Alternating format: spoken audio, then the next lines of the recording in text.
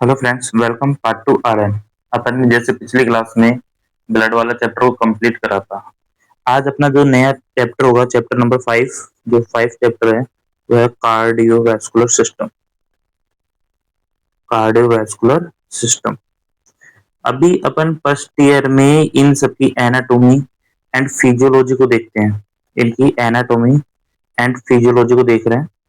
Second year में mainly इनको जब पढ़ेंगे अपन, तो मेडिसिन और सर्जरी के एस्पेक्ट में अपन देखेंगे। लेकिन पहले अपन इनकी मेडिसिन मतलब एनाटॉमी को देखते हैं, इनकी फिजियोलॉजी को देखते हैं।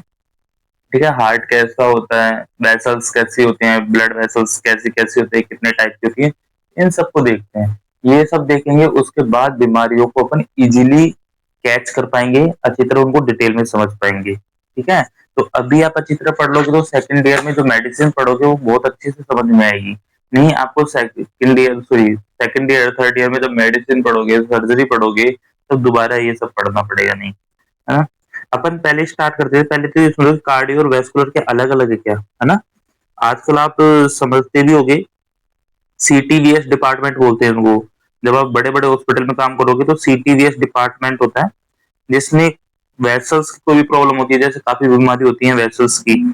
वेस्कुलर बीमारी होती है, डीवीटी हो गई, जो नसों की प्रॉब्लम होती है, नसों में क्लोट जम गया, नसों में कमजोरी आना। ठीक है, कार्डियो जो हार्ट की प्रॉब्लम होती है, जैसे वाल्व खराब हो जाना, हार्ट के वाल्व खराब हो जाते हैं, या हार्ट में इंफेक्शन हो जाता है, वो कार्डियो से रिलेटेड होता है। हार्ट की सर्जरी होती है, कार्डियोलॉजी मतलब कि जो हार्ट की बीमारियां होती है वो कार्डियो में आ जाता है। जबकि वेसल्स में काफी सारी वेस्कुलर डिजीज होती है, आपको आगे बताऊंगा मैं। पीएडी बोलते हैं, मेनली पेरिफेरल आर्टरी डिजीज, है ना। डीवीटी बोलते हैं, वेनस डिजीज बोलते हैं। तो ये सब क्या होता है, वेस्कुलर में आती है। तो बट कलेक्टिवली एक सिस्टम बनाया गया कि भाई ये आपका हार्ट हो गया, और ये आपकी बॉडी से निकलने वाली क्या है, वेसल्स है, जो पूरी बॉडी में सर्कुलेट होती है। तो वेसल्स वाले को वेस्कुलर बोल दिया, हार्ट वाले को कार्डियो बोल दिया। और इन सबको एक ही डिपार्टमेंट में देखा जाता है, जिसको अपन नॉर्मली बोलते हैं कार्डियो थोरेसिक वेस्कुलर सर्जरी बोलते हैं, या कार्डियक डिपार्टमेंट बोलते हैं, कार्डियोलॉजी बोलते हैं। ठीक है, तो ये अपन जर्नली देखते हैं। ठीक है, आजकल ये भी अलग अलग हो गया कि कार्डियो के अलग डॉक्टर होने लग गए, कार्डियो की अलग ही ब्रांच हो गई, वेस्कुलर की एक अलग ब्रांच हो गई, थोरासिक की अलग ब्रांच हो गई। तो आजकल ये सब अलग अलग हो गए, लेकिन अपन को इससे मतलब नहीं है। अपन स्टार्ट कर रहे हैं, सबसे पहले वेस्कुलर के बारे में थोड़ा सा पढ़ लेते हैं कि वेस्कुलर क्या है ना। वेस्कुलर सिस्टम मतलब कि जो नसों की बात है, जो वेन की, आर्टरी, इनकी बात है, उनको अपन देख लेते हैं। वेस्कुलर सिस्टम को अपन सबसे पहले देखते हैं। ठीक है, तो अच्छे से समझते हैं। पहला एक फैक्ट दे रखा है, जो अपनी बुक में जो फैक्ट दिया है, कि एक जो ह्यूमन बॉडी होती है ना, ह्यूमन बॉडी के अंदर यदि अपन बात करें कितनी वेसल्स होती है, वेसल्स कितनी लंबी होती है, तो उन्होंने बताया कि मेनली यदि आप एक सिरे को पकड़ के दूसरा सिरा पकड़ते हो वेसल्स का, तो इनकी जो लेंथ है ना, वो लगभग 60,000 से 1 लाख किलोमीटर तक की होती है। कितनी होती है? 60,000 से लेके 1 लाख किलोमीटर तक की इनकी वेसल्स होती है। फिर उन्होंने बताया कि इतनी लंबी वेसल्स, मैं कह रहा हूं कि यदि आप वेसल्स है अपनी, जो वेसल्स को एक एंड पकड़ लो और दूसरे एंड को लेके जाओगे ना, तो ये 60,000 से 1 लाख किलोमीटर तक होता है। बताया जाता है कि 60,000 होती है वो एक न्यूबॉर्न या बालक में पाई जाती है, लेकिन अडल्ट में जाके ये कितनी हो जाती है, 1 लाख किलोमीटर तक हो जाती है। क्लियर। इसके बाद उन्होंने बताया कि जो अपने इक्वेटर, इक्वेटर क्या होता है पता है? जो अर्थ का डायमीटर होता है ना, जो अर्थ है, अपनी अर्थ है, इसका डायमीटर है, उसकी जो लेंथ है वही 40,000 है। ठीक है, जो अपनी अर्थ है, ये अपनी पृथ्वी है, अर्थ है, इसका जो डायमीटर होता है बीच का, इसको इक्वेटर बोलते हैं। जो इक्वेटर लाइन जा रही है ना बीच से, इसकी लेंथ ही 40,000 है। जबकि आपके एक ह्यूमन बॉडी के अंदर जो वेसल्स है वो 60,000 से 1 लाख किलोमीटर है। मतलब कहा जा सकता है कि आपकी जो वेसल्स को एक सिरे से पकड़ ले और उसको लेके चले, तो आपके इक्वेटर के 2 to 2.5 टाइम्स वो क्या कर लेगी, राउंड कर लेगी, पूरा उसको कवर कर लेगी। तो ये फन फैक्ट अपने वेस्कुलर सिस्टम की स्टार्टिंग में अपनी बुक में दिया हुआ है। नॉलेज के लिए कभी आपको एग्जाम में नहीं पूछा जाएगा, लेकिन ये चीज बहुत कंसेप्चुअल बनाती है। दूसरा एक फन फैक्ट और इसने बताया है कि हार्ट बीट के बारे में बताया है। हार्ट बीट के बारे में। आपको पता है अपना हार्ट धड़कता रहता है, बार बार धड़कता रहता है अपने आप, systole diastole systole diastole beat करता रहता है। एक सिस्टोल एक डायस्टोल होने को अपन बोलते हैं एक बीट, है ना। हार्ट बीट करता है, ठीक है। और बताया जाता है कि हार्ट ना, इसमें एक फैक्ट दे रखी, 70 साल का इंसान होता है ना, उसमें लगभग 2 से लेके 2.8 बिलियन टाइम हार्ट क्या कर लेता है, बीट कर लेता है। हार्ट बीट करता है कितनी बार, 2 से 2.5 बिलियन टाइम्स हार्ट है ना 70 साल तक बीट कर चुका होता है। ठीक है, कैसे आपको पता है कि आपका हार्ट 1 मिनट में 72 टाइम्स बीट करता है। आइडियली अपन इतना देखते हैं 60 to 100 होता है, लेकिन 72 टाइम अपन एवरेज देखते हैं। यदि 1 मिनट में कर रहा है इतना, ठीक है, आप यही बात मान के चलो कि 1 मिनट में कर रहा है इतना, ठीक है, हार्ट इतना 1 मिनट में कर रहा है, ठीक है। यदि मैं मिनट के बाद घंटों में जाऊंगा तो 60 से मल्टीप्लाई करना पड़ेगा। यदि मैं पूरे दिन की बात करूंगा तो 24 से करना पड़ेगा। यदि मैं एक मंथ की बात करूंगा तो 30 से करना पड़ेगा। यदि मैं एक साल की बात करूंगा तो 12 से करना पड़ेगा। बात हो रही है यहाँ पे 70 साल की, तो इसको 70 से मल्टीप्लाई करना होगा। यदि आप इन सबको मल्टीप्लाई करके देखना, आपका टाइम आएगा 2.8 बिलियन के समथिंग, ये टाइम आता है। मतलब हार्ट 70 साल में आपका हार्ट होता है, वो इतनी बार क्या कर चुका होता है, बीट कर चुका होता है। ये फन फैक्ट भी दे रखा है। फिर इन्होंने बताया कि जो कार्डियो, आपके जो कार्डियोवैस्कुलर डिजीज होती है, कार्डियो वैस्कुलर सिस्टम क्यों इतना इंपॉर्टेंट है, क्यों इसको अपन इतने ध्यान से पढ़ेंगे, एक एक पॉइंट के बारे में पढ़ेंगे। मैंने आपको पहले ही बताया था, आपको जब शुरू में लग रहा होगा कि अपन सेल के बारे में पढ़ रहे थे, मॉलिक्यूलर पढ़ रहे थे, बायोकेमिकल बायोकेमिस्ट्री पढ़ रहे थे, ये अपन बहुत सुपरफिशियल पढ़ रहे थे। लेकिन आपने पिछला चैप्टर देखा हो, ब्लड वाला देखा होगा, उसमें अपन ने बहुत डिटेल में पढ़ा था। तो ये सब अपन अब और डिटेल में पढ़ेंगे। कार्डियो को तो और भी डिटेल में अपन पढ़ने वाले हैं, ठीक है। आप खुद परेशान हो जाओगे कि आप ज्यादा डिटेल में पढ़ा रहे हो, ठीक है। तो मैं बताऊं कार्डियोवैस्कुलर सिस्टम को अपन इतना डिटेल से क्यों पढ़ रहे हैं, इसके पीछे क्या लॉजिक है, क्यों इस पे इतना ध्यान दिया जा रहा है। कि कार्डियोवैस्कुलर जो डिजीज है ना, जो इसकी जो बीमारियां होती हैं, वो आपके 12 common disease in India, India में 12 कॉमन डिजीज बताई गई है, 12 कॉमन डिजीज इन इंडिया। उनमें इसको क्या किया है, शामिल किया गया है कि आजकल बहुत ज्यादा आपको पता है हार्ट के अटैक आते हैं, हार्ट की बीमारियां अपने इंडिया में बहुत ज्यादा प्रचलन में आ गई हैं। तो इसलिए कहा जाता है कि अपन इन पे बहुत फोकस करेंगे। आजकल काफी प्रोग्राम भी चलाए जा रहे हैं। अब आपको ये होगा कि 12 कॉमन डिजीज कौन कौन सी है, तो उनकी भी एक ट्रिक है, एक निमोनिक मैंने बना रखा है। आज दिल्ली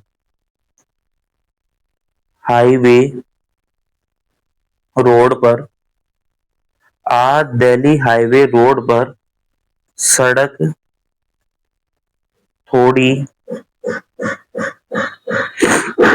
दर्दनाक थी, ठीक है, बच्चे बोर हुए। ये इसका निमोनिक है। आज दिल्ली हाईवे रोड पर सड़क थोड़ी दर्दनाक थी, बच्चे बोर हुए, ठीक है। अब 3 4 बार भाई, 5 5 का टुकड़ा बना लो, ये 5 एक बार में याद के लिए। आज दिल्ली हाईवे रोड पर, फिर याद करो सड़क थोड़ी दर्दनाक थी, ये 4 का, और फिर बच्चे बोर हुए। तो ये 5 4 3 इनका निमोनिक बना लो, है ना। आज दिल्ली हाईवे सड़क पर, सॉरी, आज दिल्ली हाईवे रोड पर सड़क दर्दनाक थी, सड़क थोड़ी दर्दनाक थी, बच्चे बोर हुए, ऐसे याद कर लो। अब इनका कैसे कैसे नाम दे सकते हो, कैसे कैसे। सबसे पहले A4 आता है एनीमिया। आपको पता है कि एक एनीमिया होता है आयरन डेफिशिएंसी एनीमिया। ये बहुत कॉमन, सबसे कॉमन डिजीज यदि अपने इंडिया में पूछे तो आयरन डेफिशिएंसी एनीमिया होता है, जिसका भी हीमोग्लोबिन 12 से कम हो जाता है, तो उसको अपन आयरन डेफिशिएंसी एनीमिया में बोल देते हैं। D4 बहुत कॉमन डिजीज आजकल, डायबिटीज मेलाइटिस, काफी लोगों को देखने को मिलती है, डायबिटीज मेलाइटिस, ठीक है।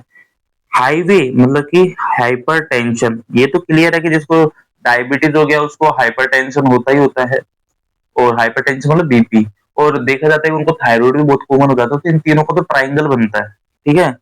रोड, R4 क्या हो जाता है, रेस्पिरेटरी डिजीज, जिनको मेनली आपके लोग अस्थमा करते हैं, तो इसमें रेस्पिरेटरी डिजीज आती है, जैसे अस्थमा हो गया, कईयों को दमा की प्रॉब्लम होती है, तो ये भी काफी कॉमन है। काफी लोग जैसे कि जो गाँव में चूल्हे में या कोयले का जो काम करते थे, उनमें ये बीमारी, स्मोकिंग बहुत करते हैं लोग, तो उनमें ये बीमारी बहुत पाई जाती है। पी पर 4 आता है कि पेरिडोंटल डिजीज, जो आपके दांतों की बीमारी होती है, उनको इंक्लूड किया गया है, जिसमें दांतों में कीड़े लग जाना है, डेंटल कैरीज आती हैं, तो जो कैविटी बन जाती है, कैरीज हो जाते हैं, तो उसको यहाँ पे क्या किया गया है, इंक्लूड किया गया है। S4 आ जाता है स्टंटिंग। स्टंटिंग आप जानते हो, बोनापन आ जाता है, एक तरह से आप इसको बोलते हो माल न्यूट्रिशन। इसको आप माल न्यूट्रिशन बोल सकते हो। माल न्यूट्रिशन भी इंडिया में बहुत कॉमन हो गया है। अब अगर आयरन डेफिशिएंसी एनीमिया भी तो एक तरह का माल न्यूट्रिशन ही है, तो ये माल न्यूट्रिशन भी इंडिया में बहुत कॉमन हो चुका है। तो एज फॉर स्टंटिंग, स्टंटिंग का मतलब होता है बोनापन, जो कम हाइट के हो जाते हैं ना माल न्यूट्रिशन की वजह से, उसको अपन बोलते हैं स्टंटिंग। ठीक है। टी, इसका मतलब हो जाता है, इस टी का मतलब आता है टीबी। इंडिया में टीबी आपको पता है बहुत कॉमन है, ट्यूबरक्लोसिस। D4 आपके आ जाता है डिप्रेशन या एंजाइटी, ये आपकी साइकेट्रिक डिजीज हो गई। आजकल डिप्रेशन से काफी लोग जूझ रहे हैं, ठीक है, सुसाइड कर लेते हैं, तो डिप्रेशन या एंजाइटी आ जाता है। नेक्स्ट टी से आ जाता है, मैंने कहा कि जिसको डायबिटीज होता है उसको हाइपरटेंशन होता है, और उसको थायराइड भी होता है, तो इसके थायराइड डिजीज आ जाएगा, चाहे वो हाइपो या हाइपर हो, और थायराइड डिजीज भी आ जाता है। फिर बी मतलब आ जाता है बाउल डिजीज। बाउल डिजीज में आपकी डायरिया, ये आ गई, जो पेट की बीमारी है वो आ जाती है बाउल डिजीज। ठीक है।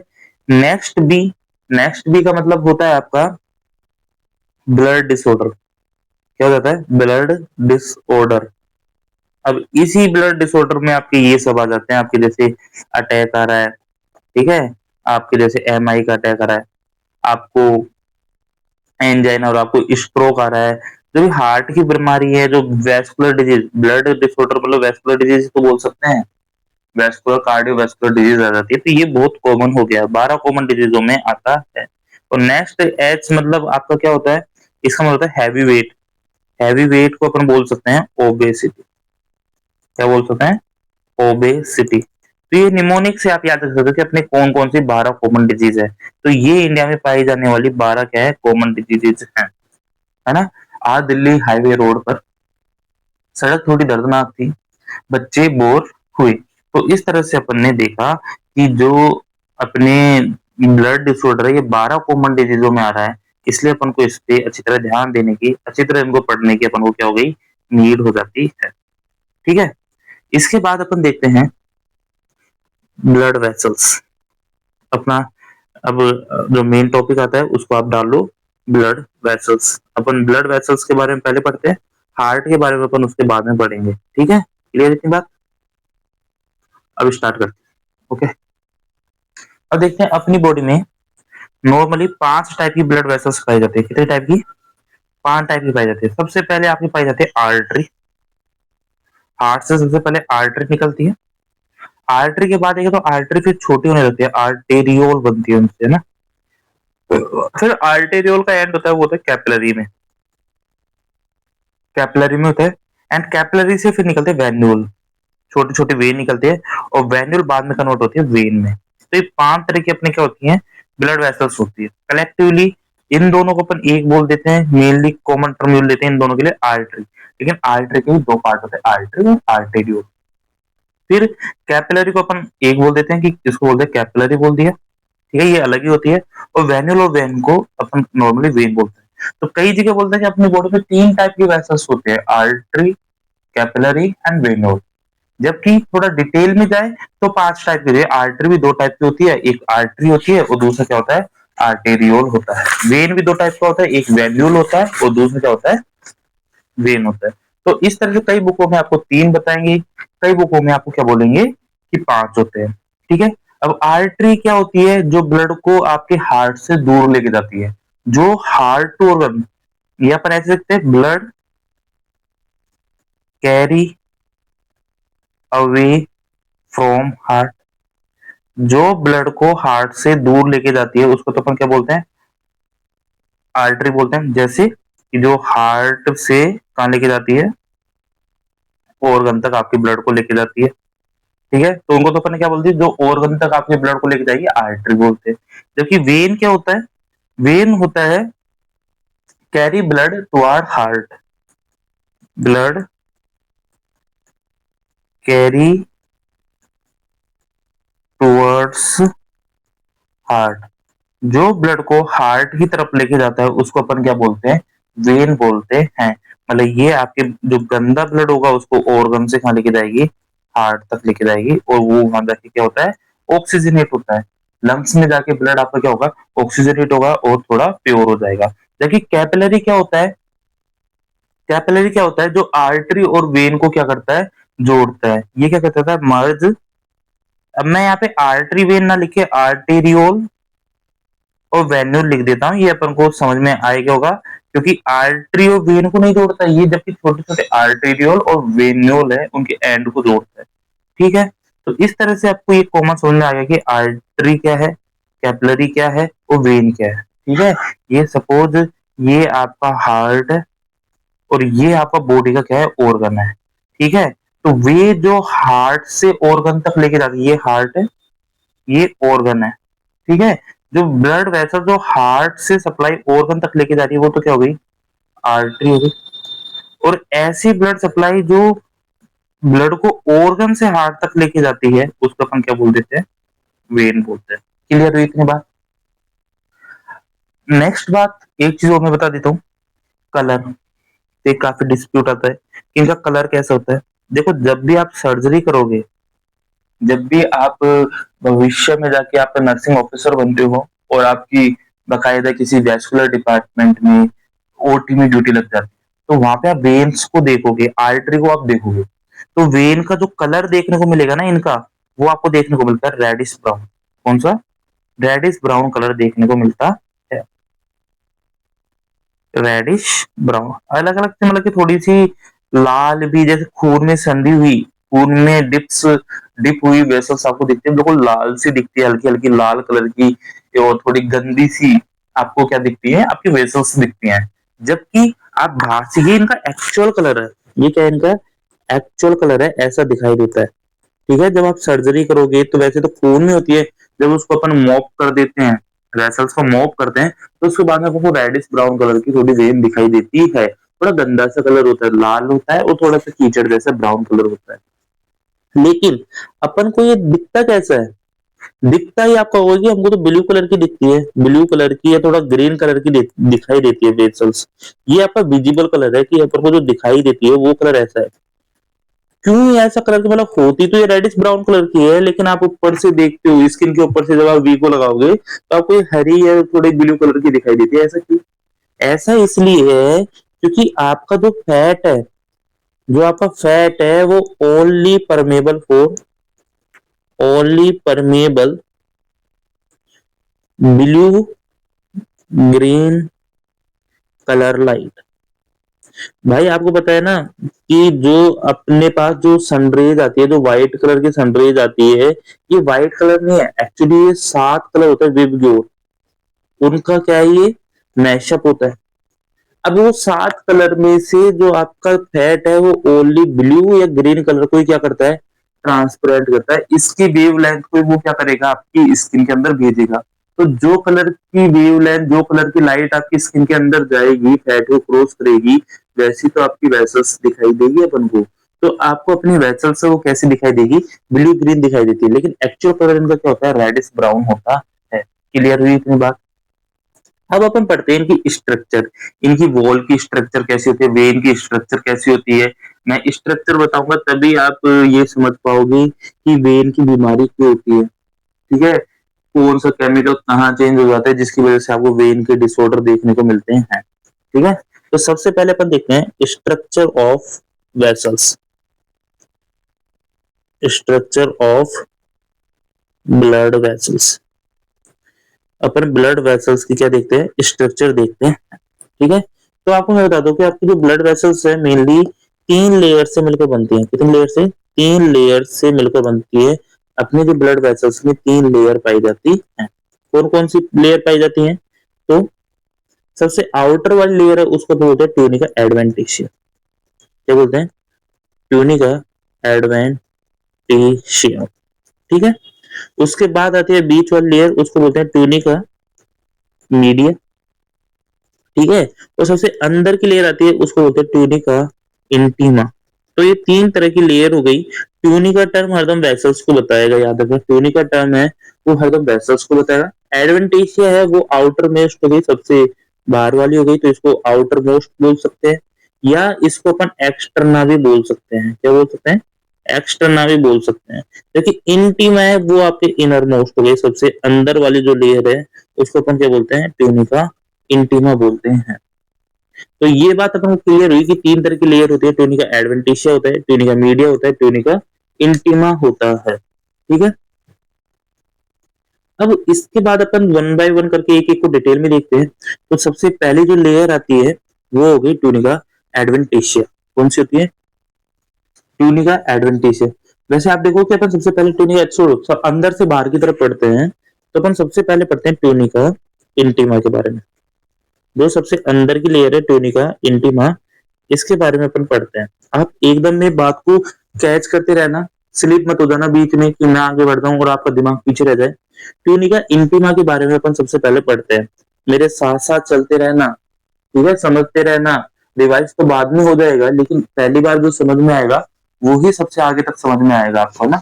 तो बहुत इंपॉर्टेंट चीजें हैं, ये बहुत इंपॉर्टेंट चीजें हैं। एनाटॉमी जब शुरू में हमको भी बेकार लगती है, लेकिन बाद में पता लगा कि ऐसे रिकॉर्ड या सेव्ड क्लास नहीं होगी कहीं भी, कोचिंगों में नहीं पढ़ाते इतना कोई। ठीक है, ट्यूनिका इंटीमा है, आपको इतना तो पता लग गया कि ये इनर मोस्ट लेयर है, सबसे अंदर पाई जाने वाली वेसल्स की सबसे inner most layer of vessels. ठीक है, वेसल्स की सबसे अंदर पाई जाने वाली ये क्या है? लेयर है। मैं हर लाइन को दो तीन बार बोलता हूँ, हर लाइन को दो तीन बार बोल रहा हूँ, मतलब कि ये समझो कि दो तीन बार बोलने के बाद तो आपको समझ ही आ रहा होगा, मैं ये मानता हूँ। ठीक है, अब देखो जो ट्यूनिका इंटीमा की जो अपन ने बात करी, सबसे अंदर वाली लेयर की बात करी जो डायरेक्ट ब्लड के कांटेक्ट में है। ठीक है, वो भी एक्चुअली चार सब लेयर होती हैं, उसकी भी क्या होती है? चार सब लेयर होती है, मतलब उसके भी चार कंपोनेंट है। जो सबसे अंदर वाली लेयर है ना, उसके भी चार सब लेयर पाई जाती हैं। और वो चार सब लेयर कौन कौन सी होती है? सबसे पहली आती है एंडोथेलियम, जो अपन कहते थे ब्लड की सबसे अंदर की लेयर है एंडोथेलियम। वो एक्चुअली एंडोथेलियम ब्लड की सबसे अंदर की लेयर है ट्यूनिका इंटीमा, उसकी भी सबसे अंदर की लेयर है। सबसे ऊपर एंडोथेलियम आता है, एंडोथेलियम के बाद में आता है बेसमेंट मेम्ब्रेन, मतलब कि ब्लड के अंदर भी बेसमेंट मेम्ब्रेन पाया जाता है, वेसल्स के अंदर भी। आप यही मत सोचना कि आपकी एलियोलाई में पाई जाता है, किडनी में बेसमेंट मेम्ब्रेन पाई जाती है, ब्लड वेसल्स में बेसमेंट मेम्ब्रेन पाई जाती है। उसके बाद में पाया जाता है सब एंडोथेलियल टिश्यू, सब एंडोथेलियल कनेक्टिव टिश्यू पाया जाता है। और उसके बाद में पाया जाता है inner elastin tissue, inner elastin lamina. तो अपन इन सबको भी एक बार इन थोड़ी थोड़ी इनके ऊपर नजर डाल लेते हैं कि क्या क्या होता है ये। तो सबसे पहले अपन देखते हैं एंडोथेलियल। ठीक है, सबसे पहले अपन एंडोथेलियम देखते हैं। एंडोथेलियम मैंने पहले भी आपको नाम लिया हुआ है, लेकिन पहले तो आप यही देखो कि एंडोथेलियम है क्या। तो बताता हूँ कि ये इनर मोस्ट लेयर है। क्या है? Inner most layer of tunica intima. Tunica intima की सबसे अंदर की लेयर होती है वो क्या है? एंडोथेलियम होता है। और ये भी मैंने आपको बताया था कि ये लेयर है वो सिंपल स्क्वेमस एपिथेलियम की बनी होती है।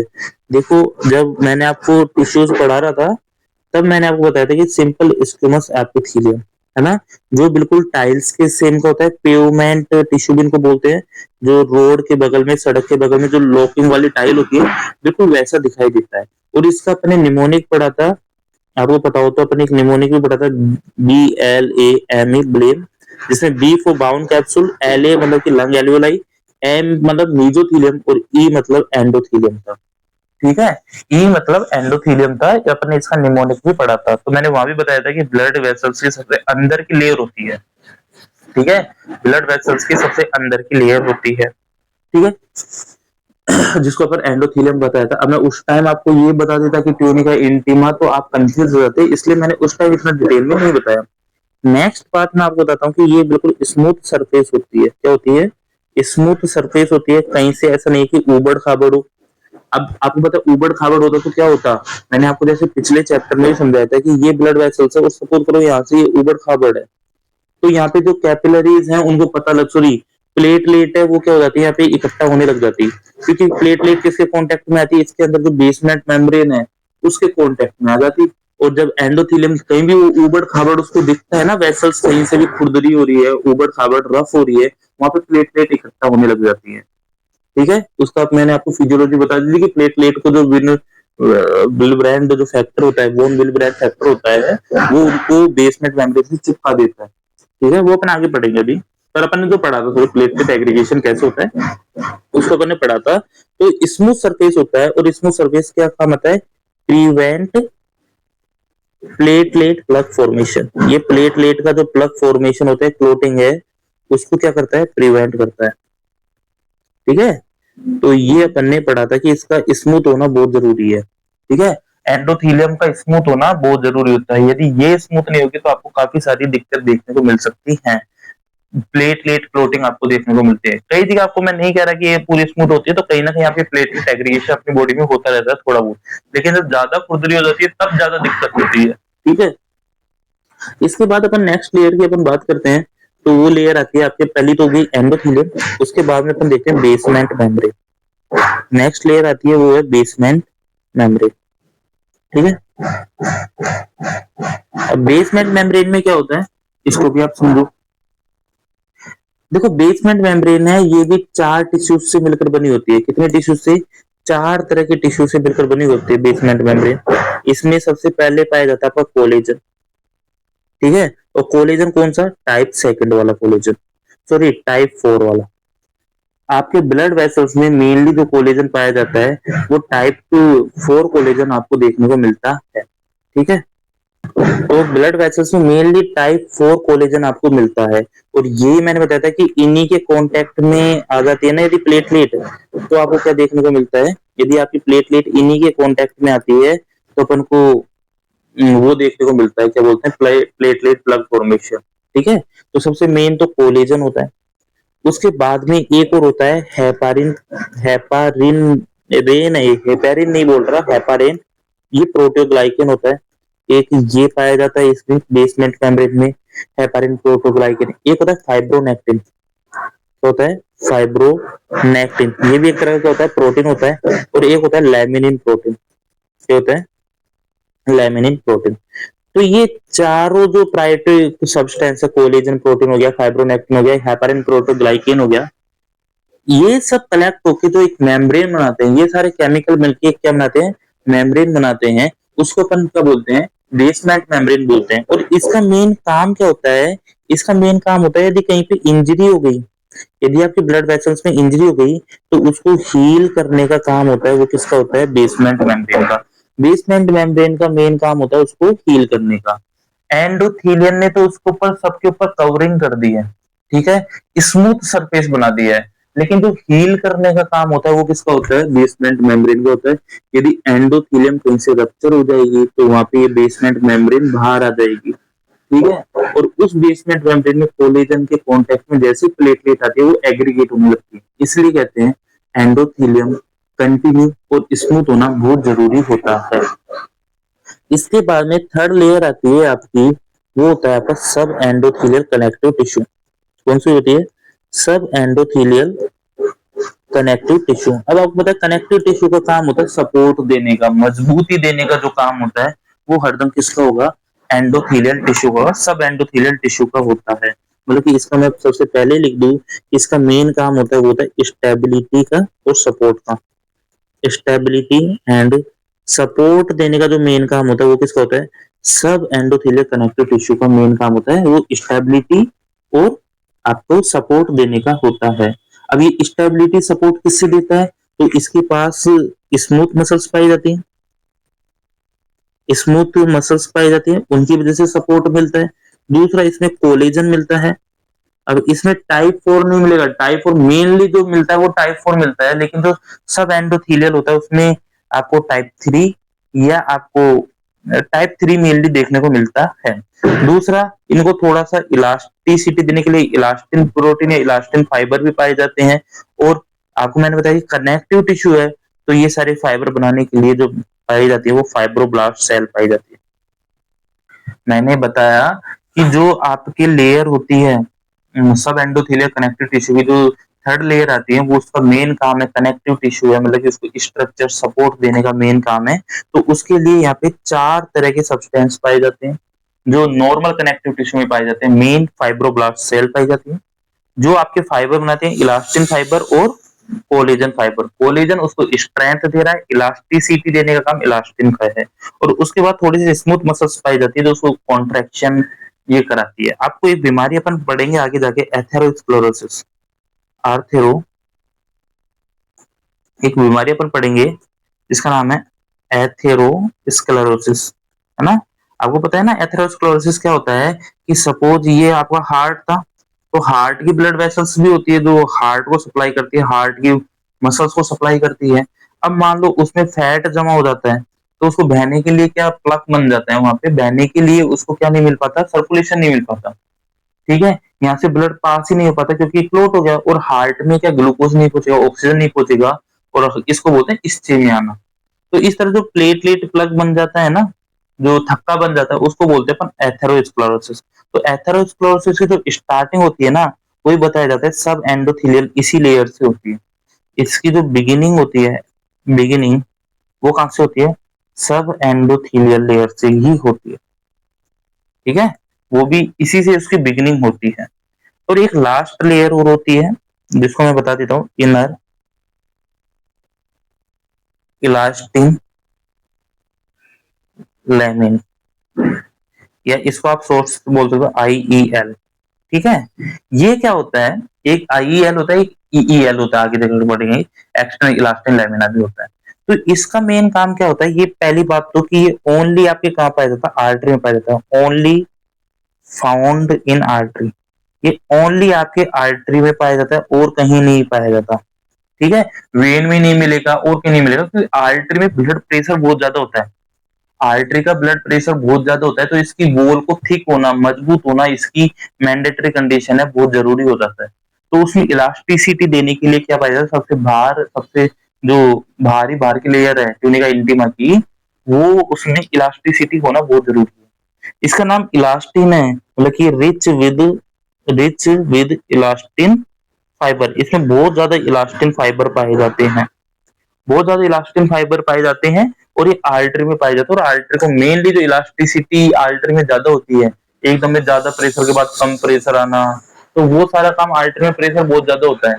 ठीक है, तो वो काम है वो इसी लेयर की वजह से होता है। ठीक है, और मेन क्या कर रहा है, ये बाउंड्री बना रहा है। ये क्या करता है, बाउंड्री बनाता है, बाउंड्री ऑफ ट्यूनिका इंटीमा। भाई एक लेयर ऐसी होनी चाहिए ना जो बता दे कि भाई यहाँ पे ट्यूनिका इंटीमा खत्म हो गया, तो ट्यूनिका इंटीमा की बाउंड्री बता देता है। ये अपन बोल सकते हैं कनेक्शन, आर्टरी के अंदर बता रहा हूँ, connection between tunica intima and media. Intima और मीडिया के बीच में जो कनेक्शन बना रहा है वो कौन सी लेयर बना रही है, IEL बना रही है, मतलब कि इनर इलास्टिन लैमिना उस लेयर को फॉर्म कर रही है। ठीक है, तो इस तरह से अपन ने पढ़ा कि जो अपने ट्यूनिका इंटीमा सबसे अंदर वाली लेयर है उसकी 4 सब लेयर होती हैं, एंडोथीलियम, बेसमेंट मेम्ब्रेन, सब endothelial connective tissue, inner elastin. Endothelium का काम है स्मूथ एंड कवरिंग का, जो इन सभी लेयर पे कवरिंग करेगा। ठीक है, बेसमेंट मेम्ब्रेन का काम है कोई इंजरी हो गई तो हीलिंग करेगा, जिसमें आपके कोलेजन मिलेगा टाइप 4। ठीक है, मेन उसमें कोलेजन मिलता है, फाइब्रोनेक्टिन मिलता है, लेमिनिन प्रोटीन मिलता है और हेपारिन मिलता है। उसके बाद सब एंडोथेलियल कनेक्टिव टिश्यू जो इसको स्ट्रेंथ देगा, इसको सपोर्ट देगा।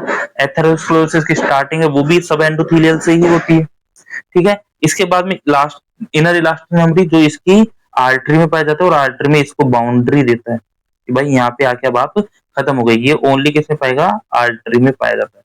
तो ऐसे जब शॉर्ट में पढ़ाना होता है तो इतना डिटेल में नहीं पढ़ाते, इन 4 के नाम होता है और मेन मेन बात यहाँ पे बता देते हैं, 3 मिनट में आपके लिए ट्यूनिका इंटीमा को खत्म कर देते हैं। ठीक है, अब अपना जो नेक्स्ट लेयर होगी वो होगी ट्यूनिका मीडिया। ठीक है, नेक्स्ट लेयर अपनी वो कौन सी है, ट्यूनिका मीडिया। तो इसको भी समझते हैं ट्यूनिका मीडिया क्या है, एक तो जगह ही नहीं बचती।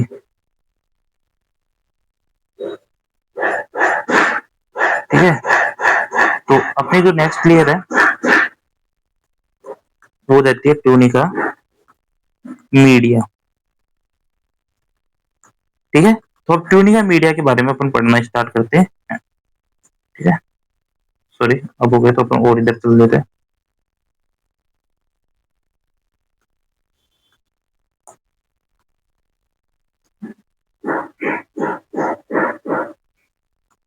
तो अपने पास जो सेकंड लेयर आती है उसका नाम है ट्यूनिका मीडिया। ये अपन कह सकते हैं कि आपकी कौन सी लेयर होगी, मिडिल लेयर होगी, middle layer of blood vessels. ये आपके ब्लड वेसल्स की मिडिल लेयर होगी। ठीक है, ट्यूनिका इंटीमा के बाहर और ट्यूनिका एडवेंटिशिया के अंदर वाली जो लेयर पाई जाती है उसको अपन क्या बोलते हैं, ट्यूनिका मीडिया बोलते हैं। अब देखो ट्यूनिका मीडिया जो होता है ना ये बहुत क्रूशियल लेयर होती है।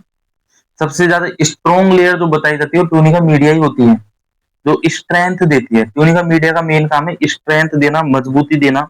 ये भी क्या है, 4 टाइप के टिश्यूज से मिलकर बनती है। क्या होता है, 4 टाइप के टिश्यू से मिलकर बनती है। पहला आपका बनता है कोलेजन टिश्यू। कौन सा पाया जाता है, कोलेजन टिश्यू पाया जाता है। उसके बाद में इलास्टिन टिश्यू, वो भी इसको क्या देता है, स्ट्रेंथ देता है। तीसरा भाई मीडिया है तो इसमें पाया जाता है स्मूथ कनेक्टिव टिश्यू, क्योंकि ये स्मूथ कनेक्टिव टिश्यू पाया जाता है। एंड लास्ट जो अपन बोलते हैं वो होता है एक्सटर्नल इलास्टिन लैमिन। ठीक है, तो जो ट्यूनिका मीडिया होता है उसमें भी 4 तरह के टिश्यूज पाए जाते हैं।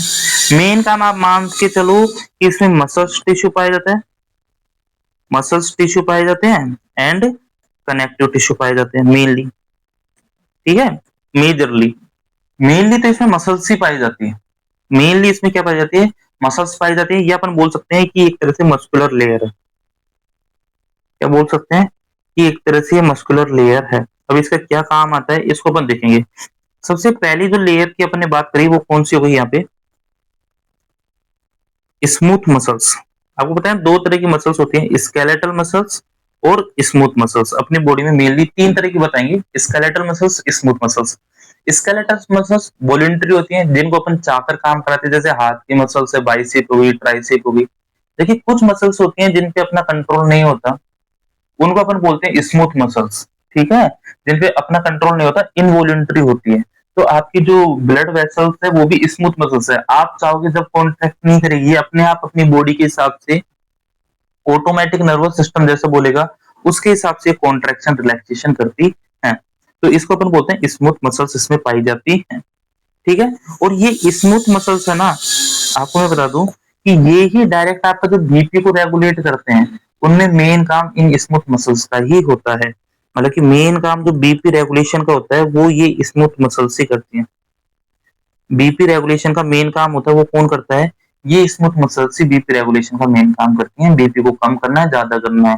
भाई जब बीपी को ज्यादा करना है तो ये क्या कर लेती है, वेजो कॉन्स्ट्रिक्शन करती है। ठीक है, वेजो कॉन्स्ट्रिक्शन मतलब कि नैरो कर देंगी आपकी ब्लड वेसल्स को, और थोड़ा ये क्या कर देंगी, नैरो कर देंगी, पिचका देंगी, तो ब्लड प्रेशर बढ़ जाएगा। ठीक है, या यही जब रिलैक्स हो जाती है तो उनमें क्या हो जाता है, वेजो डायलेशन होने लगता है, तो आपका बीपी क्या होने लग जाएगा, DIAL, क्या हो गया स्पेलिंग, यही क्या करने लगी, वेजो डायलेशन करने लगेंगे। ठीक है, तो ये अपन देखते हैं कि स्मूथ मसल्स है वही वेजो कॉन्स्ट्रिक्शन करती है, और मतलब वेजो कॉन्स्ट्रिक्शन करेगी जब तो आपका बीपी बढ़ जाएगा, और जब वेजो डायलेशन करेंगी तो ये बीपी कम होने लगेगा। तो वो मेन काम कौन करता है, आपकी मसल्स ही ये मेन काम करती है, वेजो डायलेशन करना है या वेजो कॉन्स्ट्रिक्शन करना है, और उसके हिसाब से क्या करती है, आपके बीपी को रेगुलेट करती है। तीसरा की जो स्मूथ मसल्स है वो कंसेंट्रिक रिंग में ये क्या होती है, अरेंज होती है। मतलब कंसेंट्रिक रिंग का मतलब होता है कि एक ही न्यूक्लियस है, उसके चारों तरफ 1 2 3 4 ऐसे गोले गोले करके ये सर्कुलर, अपने को बोलते हैं सर्कुलर स्मूथ मसल बोल सकते हैं, है ना।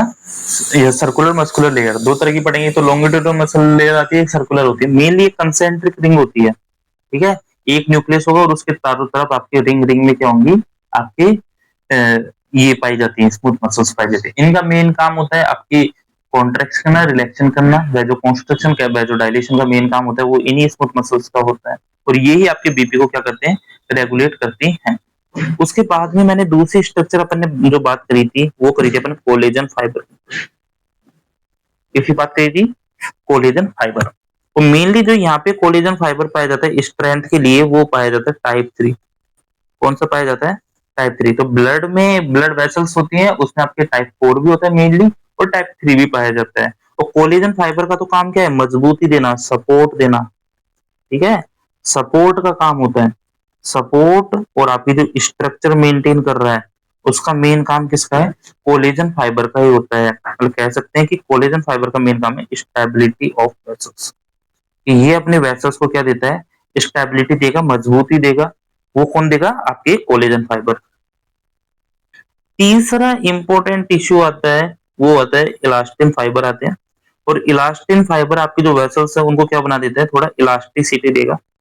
इलास्टिसिटी का मतलब समझ गए कि एकदम में वेसल्स का प्रेशर बढ़ा तो वेसल्स फूल गई, प्रेशर कम हुआ तो दोबारा वो अपने नॉर्मल रेंज में आ गई। यदि इलास्टिसिटी नहीं होती प्रेशर बढ़ जाता। ठीक है, इलास्टिसिटी नहीं होती प्रेशर बढ़ जाता और वो फिर वेसल्स है वो तो एक्सपेंड ही नहीं हो पाती और वहां पे वेसल्स को रप्चर होने का डर हो जाता। इसलिए आपकी वेसल्स है उसमें क्या हो जाता है? इलास्टिसिटी होना बहुत जरूरी है। मेनली आर्टरी में वेन का प्रेशर एक कांस्टेंट रहता है लेकिन आर्टरी का प्रेशर ऊपर नीचे होता रहता है। कभी 120 चले गया सिस्टोल के टाइम, डायस्टोल के टाइम एकदम में 70 टू 80 आ गया। तो एकदम जब 120 गया तो वो थोड़ा सा फूलेगी और 70 टू 80 आए तो कम हो जाएगी, दोबारा नॉर्मल रेंज में आ जाएगी। तो आर्टरी में आपका क्या होना चाहिए? बहुत ज्यादा स्टेबिलिटी होना चाहिए, जबकि वेन में इतना प्रेशर नहीं होता। वेन में प्रेशर कितना होता है आपका? 5 से लेके 15 mm ऑफ एच तक का होता है। वेन में इतना प्रेशर ही नहीं होता। तो वेन में इन चीजों की इतनी जरूरत भी नहीं होती है, आर्टरी में होती है। और ये इलास्टिन फाइबर आर्टरी में पाए जाते हैं।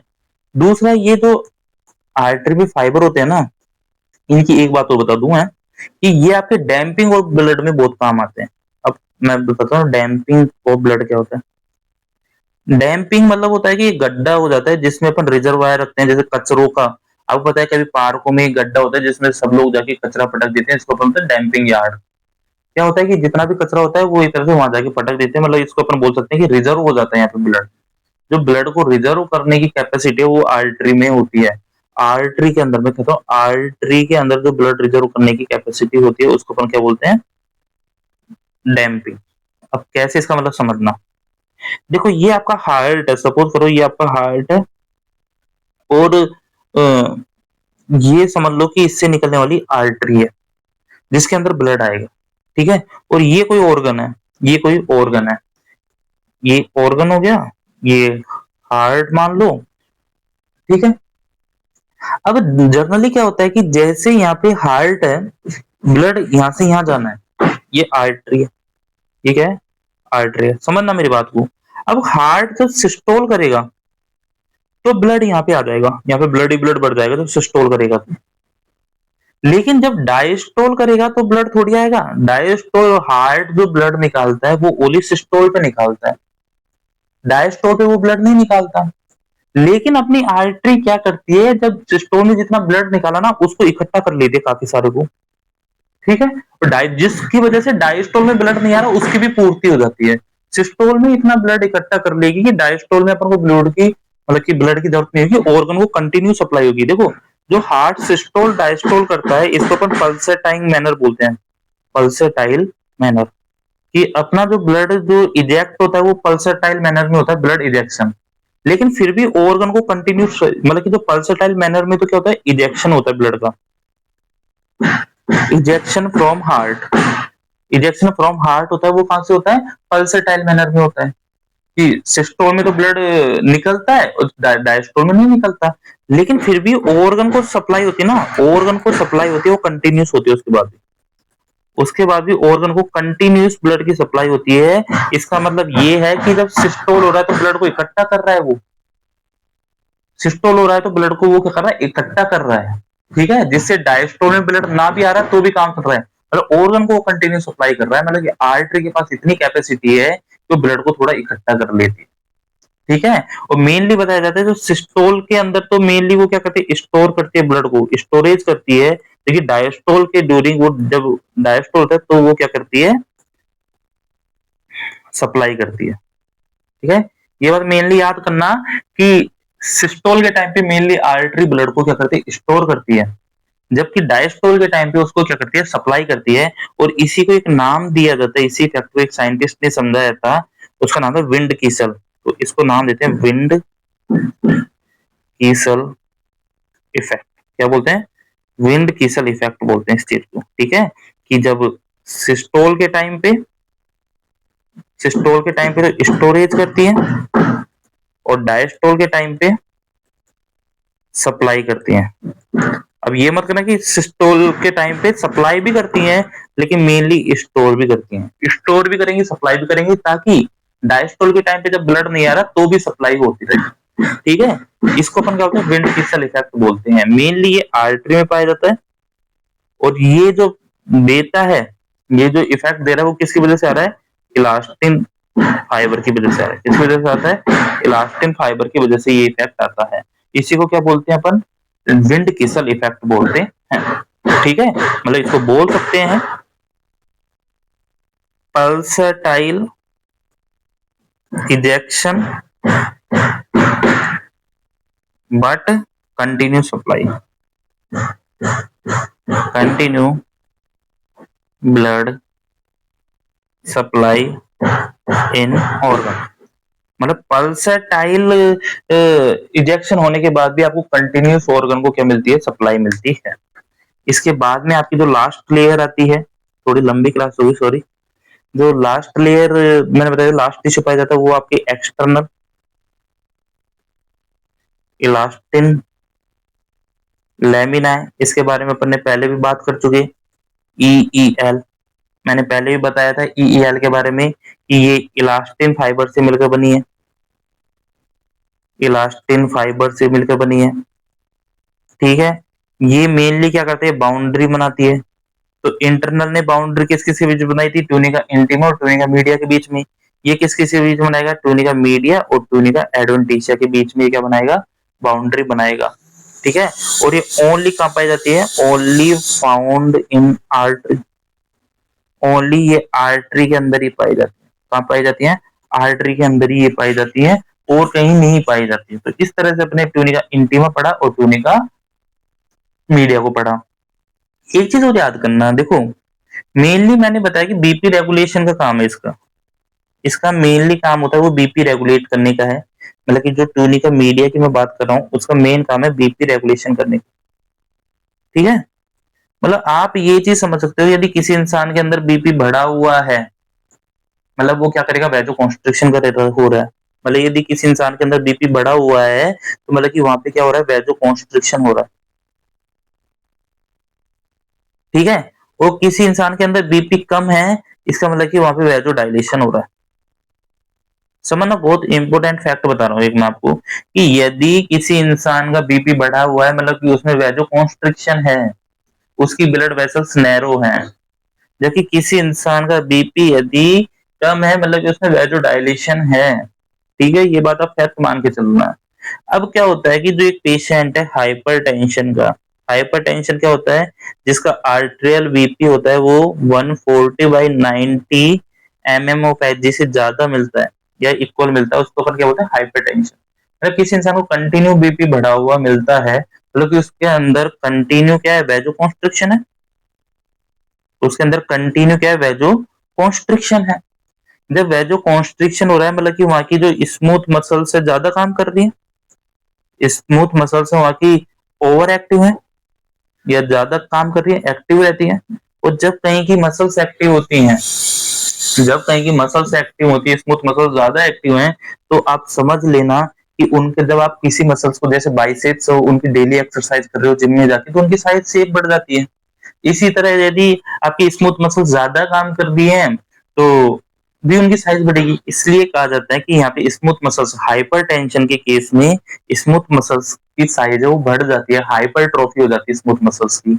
इसलिए अपन कहते हैं स्मूथ मसल्स बोल दे, ट्यूनिका मीडिया बोल दो, क्योंकि ट्यूनिका मीडिया में ओनली ज्यादातर क्या पाई जाती है, स्मूथ मसल से तो पाती है। तो अपन कह सकते हैं हाइपरटेंशन में हाइपरट्रोफी देखने को मिलती है ट्यूनिका मीडिया की। क्या मिलती है, ट्यूनिका मीडिया लेयर है उसकी हाइपरट्रोफी देखने को मिलती है। ट्यूनिका मीडिया की साइज है वो बढ़ी हुई देखने को मिलेगी, इसमें हाइपरटेंशन के केस में जिनको बीपी हो रहा होता है। ठीक है, तो ये चीज अपन ने यहाँ पे देखा।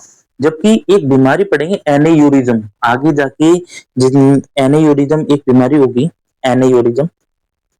एनेयूरिज्म एनेयूरिज्म क्या होता है कि सपोज ये एक वेसल्स है, ठीक है, कंटिन्यूस वेसल्स है, यहाँ से वेसल्स वीक हो गई, यहाँ पे वेसल्स बिल्कुल वीक हो गई, बिल्कुल फूल जाती है, ऐसा होता है कि वीकनेस हो जाती है वेसल्स में, इसको बोल सकते हैं वीकनेस इन वेसल्स। वेसल्स में क्या जाती है, वीकनेस होती है। वो मेनली किस लेयर में आती है वो वीकनेस, ट्यूनिका मीडिया की। जो स्ट्रेंथ शेप बनाने का काम है वो ट्यूनिका मीडिया का ही होता है। क्लियर। अब अपन एक लास्ट लेयर के बारे में और बात कर लेते हैं। नेक्स्ट लेयर अपनी बची है ट्यूनिका एडवेंटिशिया, ठीक है। थर्ड लेयर अपनी ट्यूनिका एडवेंटिशिया, इसी को अपन बोल सकते हैं, इसी को अपन ये दूसरा नाम भी दे सकते हैं ट्यूनिका एक्सटर्ना, ठीक है। अगर ट्यूनिका एक्सटर्ना बोल सकते हैं, ट्यूनिका एडवेंटिशिया बोल सकते हैं। इसको अपन बोलते हैं outer most layer, sorry spelling गलत हो गई, outer most layer of blood vessels होती है ना। ये आपको मैं बताता हूँ, देखो ये मेनली आपकी होती है फाइब्रस कनेक्टिव टिश्यू की बनी होती है। किसकी होती है, फाइब्रस कनेक्टिव टिश्यू की बनी होती है। आपको मैंने बताया था कि कनेक्टिव टिश्यू है, जो अपने कनेक्टिव टिश्यू पढ़ा था, तीन टाइप के होते हैं, ठीक है। लूज कनेक्टिव टिश्यू पढ़ा था अपने, जैसे पढ़ा था कि कनेक्टिव टिश्यू है वो तीन तरह के होते हैं। लूज कनेक्टिव टिश्यू पढ़ा था, एक अपने पढ़ा था डेंस, और तीसरा स्पेशल। स्पेशल में आपके ब्लड आ गया था, बोन आ गई थी। देखिए लूज होता है, इसमें एरियोलर कनेक्टिव टिश्यू आया था, ठीक है, एडिपोज कनेक्टिव टिश्यू आया था। देखिए डेंस में दो तरह का पढ़ा था अपने, डायरेक्ट रेगुलर कनेक्टिव टिश्यू और डायरेक्ट इरेगुलर कनेक्टिव टिश्यू, ठीक है। डायरेक्ट रेगुलर में आ गया था अपने टेंडन लिगामेंट आते हैं, देखिए इरेगुलर में अपने आए थे जिसको आउटर कवरिंग बनाते हैं फाइब्रस कनेक्टिव टिश्यू, ठीक है।